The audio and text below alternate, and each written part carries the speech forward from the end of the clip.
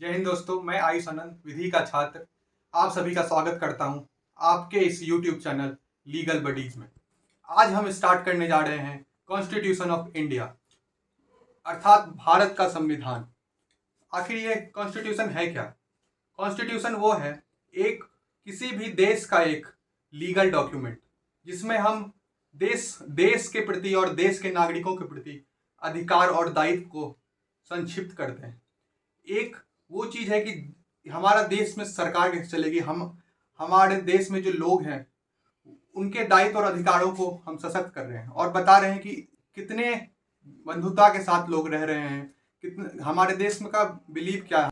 आज़ादी से पहले हमारे पास कोई भी संविधान नहीं था। जब देश में ब्रिटिशों का शासन चल रहा था तब तक हमारे देश में कोई सुपीरियर लॉ नहीं था जिसमें हम लोगों के फंडामेंटल राइट्स, फंडामेंटल ड्यूटीज़, देश को कैसे चलाया जाए, इन सब चीज़ों के बारे में कुछ कहीं नहीं लिखा गया था। हमने कोई चीज़ ड्राफ्ट ही नहीं ऐसा नहीं करा था कि जिसमें ये बात सशक्त किया जाए, लोगों के अधिकारों को, ताकतों को सशक्त किया जाए।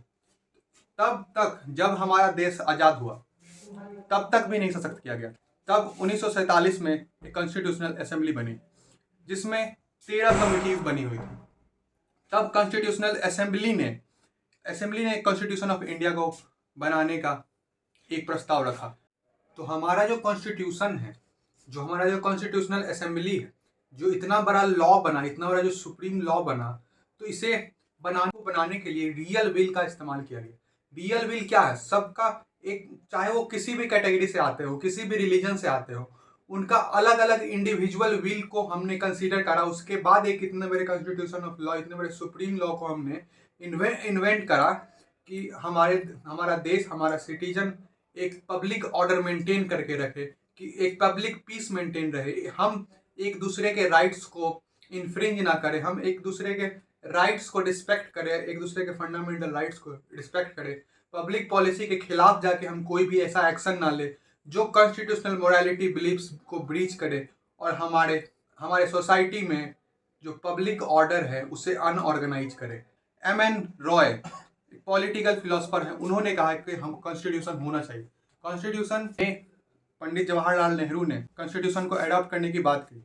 उन्होंने प्रस्ताव रखा कॉन्स्टिट्यूशन असेंबली में लोगों के बीच, जो भी लोग वहाँ, बहुत सारे मुस्लिम डोमिनेट लोग थे जो इसका पक्ष नहीं रख रहे थे, जो डोमिनेट कर रहे थे। तब हम लोगों ने एक प्रियम्बल, किसी भी लेजिस्लेशन, किसी भी कानून, किसी भी एक्ट को चलाने के लिए एक प्रियम्बल, एक ऑब्जेक्टिव होना बहुत जरूरी है। जब भी हम कोई भी एक्ट, कोई भी कानून देखते हैं तो सबसे पहले एक प्रियम्बल दिखता है। तो प्रियम्बल वो है जो किसी भी लेजिस्लेशन, किसी भी कानून के बारे में बताता है कि आखिर ये, इसका ऑब्जेक्टिव क्या है, इसके वैल्यूज क्या है, इसके मोरल्स क्या है, आखिर इसके बनाने का ऑब्जेक्टिव क्या है, आखिर हम क्या चाह रहे हैं इस कानून को बनाने का। प्रियम्बल को जवाहरलाल नेहरू के द्वारा अडॉप्ट करा गया, कॉन्स्टिट्यूशनल असेंबली में अडॉप्ट किया गया 22 जनवरी 1947 को। प्रियम्बल वो है जो हमारे भारत के ऑब्जेक्टिव को बताता है।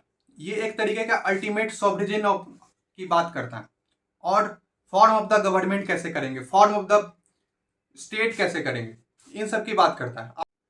2 साल 11 महीने 18 दिन तक एक लंबे समय का समय लगा कॉन्स्टिट्यूशन को बनने में। अभी तक हमारे पास कोई एक लीगल डॉक्यूमेंट नहीं था, हमारा क्यों कोई कानून ही नहीं था। हमारे ब्रिटिश के द्वारा जो कानून बनाए गए थे, बस अधिकार दिए गए थे थोड़े बहुत, जो बहुत सारे लोगों के अधिकारों को इन्फ्रिंज कर रहे थे। जैसे कि आप देखते हैं कि बहुत सारे अलग अलग वर्ग के लोग होते हैं, बहुत जो अपर कास्ट के लोग हैं, जो लोअर कास्ट के लोग हैं, सभी लोगों में समानता से हर चीज़ नहीं पटा जा रहा था, हर अधिकार नहीं पटा जा रहा था। तो ये वही चीज़ है, वही संविधान है। ये प्रियम्बल उसी ऑब्जेक्टिव की बात कर रहा है। ये वही उद्देश्य क्या है, इस प्रियम्बल को बनाने का असल में उद्देश्य क्या है। आप जब इस प्रियम्बल के ऑब्जेक्टिव को, जब प्रियम्बल को आप समझ लेंगे, संविधान के आप हर एक प्रोविजन से कनेक्ट कर पाएंगे, तब आप समझेंगे कि आखिर जो हमारे अलग अलग पार्ट्स में, अलग अलग 22 पार्ट्स में जो दिए गए हैं, आप हर चीज़ को कनेक्ट कर पाएंगे, हर चीज़ को जोड़ पाएंगे। ये बहुत सारे जजमेंट में भी कहा गया है। कॉन्स्टिट्यूशन ऑफ इंडिया, जब हम देश के इतने बड़े सुप्रीम लॉ को पढ़ रहे हैं तो हमें उसके प्रियम्बल, हमें उसके ऑब्जेक्टिव, हमें उसके पर्पस, हमें उसके नेचर को जानना बहुत जरूरी है। जब हम स्टार्ट कर रहे हैं, जब हम अपने संविधान के इतने बड़े लेजिस्लेशन को स्टार्ट कर रहे हैं, तो हम इसे समझना बहुत आवश्यक है। अगर हम इसे नहीं समझेंगे तो इसमें दिए गए प्रोविजंस को हम नहीं समझ पाएंगे, प्रोविजंस को नहीं जोड़ पाएंगे कि हमारे देश का आइडियल्स, बिलीफ्स क्या चाह रहा, हमारा ये संविधान, जब हम जो ये संविधान हम खुद को समर्पित कर रहे हैं, आखिर ये क्या कहना चाह रहा है। सबसे पहला शब्द आप देख रहे हैं, we the people of India, हम भारत के लोग। हम भारत के लोग अल्टीमेट सॉवरेजन हैं। हम खुद एक सुप्रीम अथॉरिटी हैं, जो हम खुद एक संप्रभु हैं। We the people of India की बात हम कर रहे हैं, हम भारत के लोग, तो हम भारत के लोग ही खुद को अपना दायित्व, अपना अधिकार दे रहे हैं, समर्पित कर रहे हैं इस संविधान के द्वारा। आप जब हम देखेंगे we the people of India जब बात करते हैं, हम भारत के लोग भारत को एक संपूर्ण प्रभुत्व संपन्न समाजवादी एक लोकतंत्रात्मक गणराज्य बनाने की जब बात कर रहे हैं, तथा देश के नागरिकों को we the people of India having solemnly resolved to constitute India into sovereign। सॉवरेजन पे जब हम बात करते हैं, संप्रभु, संप्रभुता, कि हमारे ऊपर कोई एक्सटर्नल पावर नहीं है, अलग देश, अलग स्टेट हमारे ऊपर हावी नहीं है, हम सुपीरियर है, हम अपना लॉ, अपने अधिकार खुद दे सकते हैं। हम, हमारे देश में हमसे इस कानून से संप्रभु कोई नहीं। दूसरी बात कर रहे हैं सोशलिस्ट। सोशलिस्ट का मतलब है कि मिक्स्ड इकोनॉमी की बात कर रहे हैं। यहाँ पब्लिक एंड प्राइवेट सेक्टर हर चीजों का आर्थिक सहयोग है। सोशलिस्ट, हम समाजवादी हैं, हम हर चीजों को हम रूप से हम मान रहे हैं। सेकुलर की बात कर रहे हैं। सेकुलर मतलब कि हम किसी भी धर्म को नहीं मान रहे हैं। हमारे भारत का कोई भी धर्म नहीं है। हम हर धर्म को समान रूप से देख रहे हैं, समान रूप से एक्सेप्ट। कोई भी इंसान, कोई भी नागरिक, हमारे भारत का नागरिक कोई भी रिलीजन अपने चाह अनुसार अपना सकता है, अपने रिचुअल्स अप्लाई कर सकता है। आप जब डेमोक्रेटिक की बात करते हैं, डेमो का मतलब है कि पीपल, क्रेटिक का मतलब है कि रूल। हमारे देश में, भारत में रूल ऑफ द पीपल, लोगों का राज चलता है। हम जब अपने सुप्रीम पावर को, सॉवरेजन को चुनते हैं, अपने सरकार को चुनते हैं, तो हम डेमोक्रेटिक है। यहाँ लोगों का पावर है, ना कि कोई एक एब्सोल्यूट पावर का यहाँ पे इस्तेमाल हो रहा है। अब उसके बाद हम बढ़ रहे हैं रिपब्लिक। रिपब्लिक मतलब क्या है कि हम, जो हमारे स्टेट ऑफ द गवर्नमेंट है, वो हम चुनते हैं। जब 5 साल बाद जब सरकार आती है, जब नो मोशन पास होता है पार्लियामेंट में, तो हम चुनते हैं, देश का नागरिक चुनता है कि हमारा देश का जो सुप्रीम पावर है वो कौन होगा। And to secure to all its citizen. अभी तक हम 5 नेचर की बात कर चुके हैं, sovereign, socialist, secular, democratic and republic. अब हम आगे ऑब्जेक्टिव की ओर चलेंगे। यहाँ 4 ऑब्जेक्टिव प्रियम्बल ने दिए हैं। जस्टिस की जब हम बात करते हैं, सोशल, इकोनॉमिक एंड पॉलिटिकल, 3 रूप से हम जस्टिस की बात कर रहे हैं सोसाइटी में। 3 रूप से जब हम बात कर रहे हैं, सबसे पहले पॉलिटिकल में जब हम जाएंगे तो ये फंडामेंटल राइट्स पे आप प्रोविजंस में जाएंगे, तब इन तीनों लेवल पे जब हम बात करें तो तीनों लेवल पे डिस्क्रिमिनेशन नहीं होना चाहिए, भेदभाव नहीं होना चाहिए। जब हम जस्टिस दे रहे हैं तो समान रूप से हर कैटेगरी में समानता से हम देंगे लोगों में, सोसाइटी में।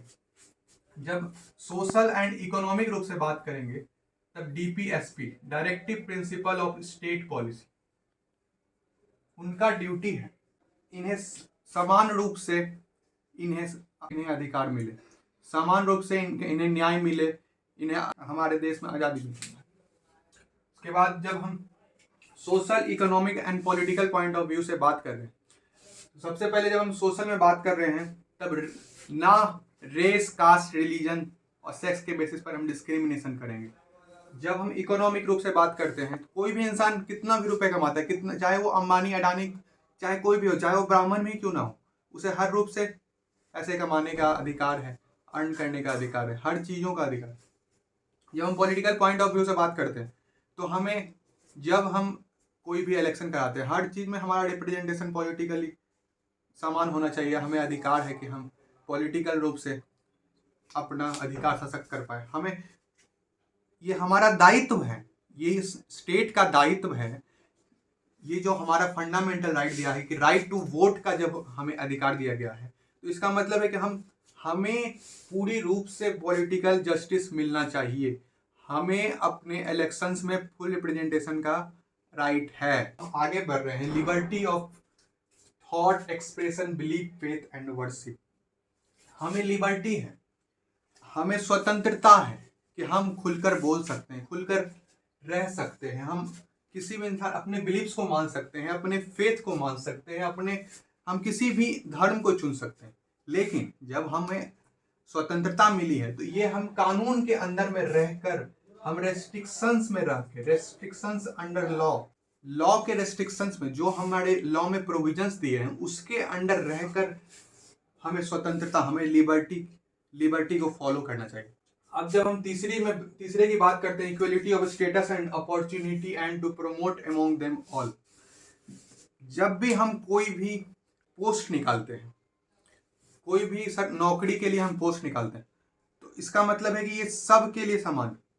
कोई भी इंसान इसमें आके रजिस्टर कर सकता है, कोई भी नौकरी ज्वाइन कर सकता है। और हम अलग अलग ऑर्डर में, अलग अलग कास्ट के रूप में जब हम कैटेगराइज कर रहे हैं, तो कोई भी इंसान कोई भी वर्ग का हो, चाहे वो अपर कास्ट का है चाहे वो लोअर कास्ट का है, वो इसमें आने के लिए एलिजिबल है। एलिजिबिलिटी क्लियर हो गया। एंड जब आखिरी बात हम करेंगे, जब हम किसी इंसान को प्रमोट कर रहे हैं, जब लोअर कास्ट है, ना कि हम सिर्फ अपर कास्ट के लिए बनाए हैं, जो ऑलरेडी बहुत ही वेल्दी हैं सोसाइटी में, तो ये लोअर कास्ट को भी प्रमोट करने के लिए हम अपॉर्चुनिटी हर लेवल पर, जो अगर कोई इंसान, जब आप अपर कास्ट की बात करते हैं उसके लिए तो 1000 रुपये बहुत मामूली बात, जब आप लोअर कास्ट की बात करते हैं उसके लिए 1000 रुपये बहुत बड़ी बात। इसलिए हम पैसे को कम करते हैं। कोई भी जब सरकारी नौकरी निकलती है तो अब हर कैटेगरी के लोग, जनरल कैटेगरी के लोगों के लिए अलग रहता है। चौथे ऑब्जेक्टिव, फ्रैटर्निटी। जब हम फ्रैटर्निटी की बात कर रहे हैं, बंधुता, assuring the dignity of the individual and the unity and integrity of the nation. Fraternity, बंधुता की बात कर रहे हैं, मतलब देश की एकता और अखंडता को सुनिश्चित करने की बात कर रहे हैं। जो लोगों में भाईचारा है, सोसाइटी के लोगों में, हम लोगों में जो भाईचारा वो बनी रहे, कि हम दूसरे के राइट की रिस्पेक्ट करें, हम दूसरे के राइट को इन्फ्रिंज ना होने दें और अपने राइट का भी रिस्पेक्ट करें। तो हर लेवल पर ये रिस्पेक्ट की बात कर रहे हैं। अब जब फ्रेटर्निटी की बात है, ये लोगों में, सोसाइटी के लोगों में बंधुता की बात हो रही है। जब कुछ ऐसे काम हम ना करें, हम लोगों को मारे ना, हम लोगों को अलग रूप से अपनी पब्लिक पॉलिसी के खिलाफ जाकर लोगों को परेशान ना करें, लोगों में क्लासेज ना आए, इस कारण से हम फ्रेटर्निटी की बात करें। हम ये प्रियम्बल का मेन ऑब्जेक्टिव, चौथा ऑब्जेक्टिव फ्रेटर्निटी।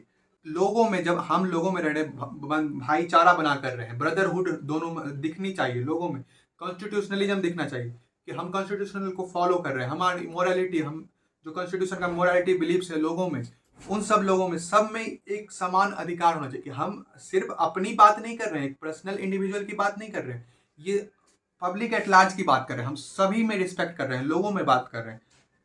और हम आगे बढ़ते हैं। अब देखते हैं, ये 4 ऑब्जेक्टिव हम पढ़ चुके हैं, समझ चुके हैं। अब हम आगे बढ़ते हैं। 26 डे ऑफ नवंबर 1949 को हमारा कॉन्स्टिट्यूशन बन के तैयार हो चुका था, एक कानून बन चुका था भारत में, एक सुप्रीम लॉ बन चुका था कॉन्स्टिट्यूशन ऑफ इंडिया। कितने तारीख को हम लोगों ने खुद अपने आप को संविधान समर्पित किया। हम भारत के लोगों ने एक अल्टीमेट सॉवरेन कौन है यहाँ पे, सोर्स ऑफ लॉ क्या है, हम खुद हैं सोर्स ऑफ लॉ। हमने कॉन्स्टिट्यूशन असेंबली के मेंबर जो थे, उन लोगों ने हम लोगों के बिहाफ में कॉन्स्टिट्यूशन हमें समर्पित किया। एक है कि नेशनल लॉ डे। अभी जो करंट सिनारियो में हम कॉन्स्टिट्यूशन डे के रूप में 26 नवंबर 1949 को जब हमारा कॉन्स्टिट्यूशन बन गया, उसको हम सेलिब्रेट कर रहे हैं। लेकिन 2014 तक, 1949 से 2014 तक लॉ डे के रूप में हम इसे सेलिब्रेट कर रहे हैं। इसके बाद से अब इसे हम कॉन्स्टिट्यूशन डे के रूप में सेलिब्रेट करने लग गए। उसके बाद एक बहुत बड़ा सवाल आता है कि कॉन्स्टिट्यूशन में जो प्रियम्बल है वो कॉन्स्टिट्यूशन का पार्ट है भी या नहीं। तो इसमें 2 केस, बहुत बड़ा लैंडमार्क केस है जो ये बताता है कि कॉन्स्टिट्यूशनल सच में कॉन्स्टिट्यूशन का प्रियम्बल कॉन्स्टिट्यूशन का पार्ट है भी या नहीं। वो ऐसा लैंडमार्क केस है जो सच में बताता है, जो क्लेरिफाई करता है में प्रियम्बल कॉन्स्टिट्यूशन का पार्ट है भी या नहीं। तो एक सबसे पहला re Berubari union and exchange of enclave 1960 में ये कोर्ट में केस आया और उसका जजमेंट ये आया कॉन्स्टिट्यूशन में प्रियम्बल कॉन्स्टिट्यूशन का पार्ट नहीं है। उन लोगों ने उस टाइम इस चीज को देखा नहीं। जब ये Kesavananda Bharati versus state of Kerala के केस में आया तो उसमें ये पॉइंट आउट किया गया कि जो भी प्रोविजंस और जो भी पार्ट बनाए गए हैं कॉन्स्टिट्यूशन में वो भी प्रियम्बल की तरह ही लिया गया है। इसलिए जो प्रियम्बल है वो भी कॉन्स्टिट्यूशन का पार्ट है। उन्होंने एक और चीज कहा कि कॉन्स्टिट्यूशनल में अमेंडमेंट कर सकते हैं, कॉन्स्टिट्यूशन के जो प्रियम्बल है उसमें भी अमेंडमेंट कर सकते हैं, लेकिन जो उसके बेसिक स्ट्रक्चर है उसके साथ हम छेड़छाड़ नहीं कर सकते। उसमें ऐड कर सकते हैं, अगर हमारा आइडियल्स बिलीव्स है तो हम उसमें ऐड कर सकते हैं। ये article 368 power of the parliament to amend the provisions of the constitution, ये इंपावर करती है पार्लियामेंट को कि वो कॉन्स्टिट्यूशनल में अमेंडमेंट कर सकती है अगर हमारा फंडामेंटल राइट इन्फ्रिंज हो रहा है। यहाँ तक हम देख चुके हैं। अब इसके बाद हम देखेंगे कि हमारा जो कॉन्स्टिट्यूशन लिखा गया है वो असल में एक रिटेन कॉन्स्टिट्यूशन, इसे हमने बहुत जगह से अडॉप्ट करा, बहुत अलग अलग फॉरेन लॉज से अडॉप्ट करा, अलग अलग कंट्री से अडॉप्ट करा। जैसे कि we the people of India है, ये हमने यूएसए से लिया। हमारा संविधान बन गया, तब बात आई कि इसे लागू कब किया जाए। तब हमारे जवाहरलाल नेहरू जी ने प्रपोज करा इसे 26 जनवरी 1950 को लागू करा जाए। जब इंडियन नेशनल कांग्रेस ने पूर्ण स्वराज की मांग की थी, उस दिन को रखा जाए। तब से हमारा संविधान लागू हुआ। हमारे देश में अलग अधिकार दिए गए। हमारा सुप्रीम कोर्ट इस्टेब्लिश करा गया। आपको मैं बता देना चाहता हूँ कि हमारा सुप्रीम कोर्ट जस्ट उसके 2 दिन बाद इस्टेब्लिश करा गया। Supreme court of India establish किया गया 28 ऑफ जनवरी 1950 को हमारे देश में कमेंसमेंट में आया है। तो आज हमने कॉन्स्टिट्यूशन ऑफ इंडिया के प्रियम्बल पर बात की है।